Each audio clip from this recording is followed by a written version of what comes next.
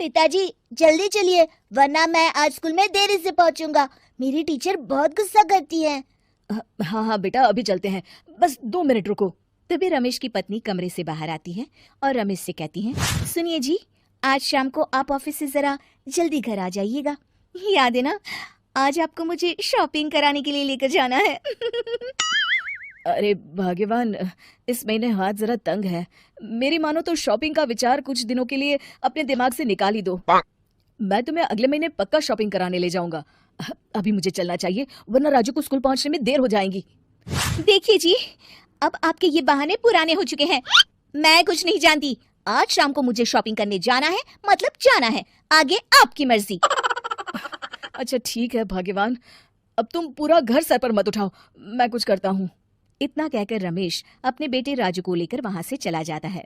घर से निकलने के लिए रमेश जैसे ही अपनी मोटरसाइकिल शुरू करता है, तभी उसकी माँ उसे आवाज देकर कहती है, अरे रमेश, आज शाम को मुझे कुछ पैसे दे देना। याद है ना, मैंने तुझसे कहा था कि मुझे मंदिर में चढ़ावा चढ़ाना है। अरे माँ, मेरी तनख्वाह आने में अभी 10 दिन बचे हैं, अभी मेरे पास बिल्कुल पैसे नहीं है। हाँ, मेरी तनख्वाह मिलते ही मैं तुम्हें पैसे दे दूंगा। रमेश की माँ चिढ़कर कहती है, अरे तेरा दिमाग तो खराब नहीं हो गया? मैंने तेरे भरोसे मंदिर के पुजारी जी से वादा कर दिया है और तू कह रहा है कि पैसे नहीं है। अब मैं पुजारी जी को क्या जवाब दूंगी? तुझे तो मेरी इज्जत की भी कुछ परवाह नहीं है। अच्छा ठीक है माँ, अब तुम गुस्सा मत करो, मैं शाम तक कुछ इंतजाम करता हूँ। इतना कहकर रमेश वहां से चला जाता है। फिर दोपहर को जब रमेश अपने दफ्तर में बैठा होता है, तब उसे अपनी पत्नी और माँ की बातें याद आती हैं। रमेश अपने दफ्तर के एक साथी मोहन से कुछ रुपए उधार मांगता है। अरे भाई मोहन, मेरा एक छोटा सा काम कर दो, मुझे कुछ रुपयों की सख्त जरूरत है। मुझे कुछ दिनों के लिए क्या तुम रुपए उधार दे सकते हो? अरे रमेश भाई, मैं तुम्हें पैसे उधार तो दे सकता हूँ, लेकिन मुझे वक्त पर पैसे लौटा देना। वैसे भी मेरा मानना है कि दोस्ती यारी में कभी पैसों का व्यवहार नहीं करना चाहिए। ये कहावत तो तुमने सुनी ही होगी कि उधार प्रेम की कैंची है। मैं नहीं चाहता कि पैसों को लेकर हमारा रिश्ता खराब हो। अरे मोहन, तुम बिल्कुल चिंता मत करो, मैं तुम्हारे पैसे वक्त पर लौटा दूंगा। फिर मोहन रमेश को पैसे दे देता है।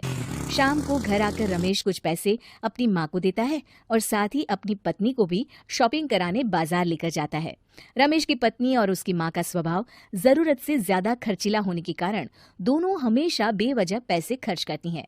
फिर एक दिन, सुनिए जी, अगले हफ्ते हमने छुट्टियों में कहीं बाहर जाने का प्लान बनाया था। आपने पैसों का इंतजाम कर लिया ना? अरे अभी कहाँ, अभी तो मेरे पास बिल्कुल पैसे नहीं है, हम कभी और चले जाएंगे। देखिए जी, मैंने सभी सहेलियों से कह दिया है कि मैं बाहर घूमने जा रही हूँ। अगर मैं नहीं गई तो सब मुझ पर हंसेंगी। आप कहीं से भी पैसों का इंतजाम कीजिए जी। इतना कहकर रमेश की पत्नी वहां से चली जाती है। वहीं दूसरी तरफ रमेश की माँ भी तीर्थ यात्रा जाने की जिद करती है और रमेश से पैसे मांगती है। फिर अगले दिन रमेश एक सेठ से पैसे उधार लेकर अपनी पत्नी और बेटे को घुमाने ले जाता है और अपनी माँ को भी तीर्थ यात्रा पर भेज देता है। लेकिन जैसे ही रमेश अपनी छुट्टियां बिताकर वापस आता है, कर्जदार उसका जीना मुश्किल कर देते हैं। इतना ज्यादा कर्ज एक साथ अपने ऊपर देख रमेश काफी परेशान रहने लगता है। फिर एक दिन राजू की स्कूल की फीस वक्त पर न भर पाने के कारण रमेश को स्कूल में बुलाया जाता है। स्कूल के प्रिंसिपल साहब रमेश को सख्त हिदायत देते हैं कि अगर वक्त पर स्कूल की फीस नहीं भरी गई तो उनके बेटे का नाम स्कूल से काट दिया जाएगा। अपने बेटे की स्कूल की फीस भरने के लिए रमेश अपने दोस्त गिरधारी से कुछ पैसे उधार ले लेता है और स्कूल की फीस भर देता है। रमेश की माँ और उसकी पत्नी खर्चे और घर की जिम्मेदारी संभालते संभालते धीरे धीरे रमेश पूरी तरह कर्ज में डूब जाता है। और तभी एक दिन दफ्तर में काम करते समय रमेश की तबीयत अचानक बिगड़ जाती है और वो बेहोश होकर गिर पड़ता है। उसे जल्दी से पास के एक अस्पताल में भर्ती कराया जाता है। रमेश के घर वालों को ये बात पता चल जाती है तो वे सभी अस्पताल पहुंचते हैं। अस्पताल के डॉक्टर साहब उन्हें बताते हैं, देखिए, देर रात तक जागने और जरूरत से ज्यादा काम करने की वजह से इन्हें चक्कर आ गया था। बेहतर यही होगा कि इन्हें कुछ दिनों के लिए पूरी तरह आराम करने दिया जाए।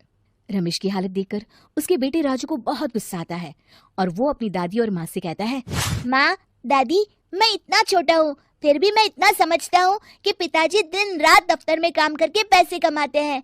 पिताजी अकेला पूरा घर संभालते हैं और आप दोनों अपने फिजूल के खर्चों के लिए उन पर दबाव डालते रहते हैं। आज पिताजी की हालत के जिम्मेदार तो आप दोनों हैं। राजू की समझदारी भरी बातें सुनकर रमेश की माँ और पत्नी को अपनी गलती का एहसास होता है और दोनों की आंखों में आंसू आ जाते हैं। फिर कुछ दिनों के बाद रमेश की तबीयत एकदम अच्छी हो जाती है और वो पहले की तरह अपने काम पर जाने लगता है। रमेश की माँ और पत्नी अब उसे किसी प्रकार की कोई तकलीफ नहीं देते और ना ही उससे किसी चीज की मांग करते हैं। फिर देखते ही देखते रमेश अपने कर्ज के सारे पैसे चुका देता है।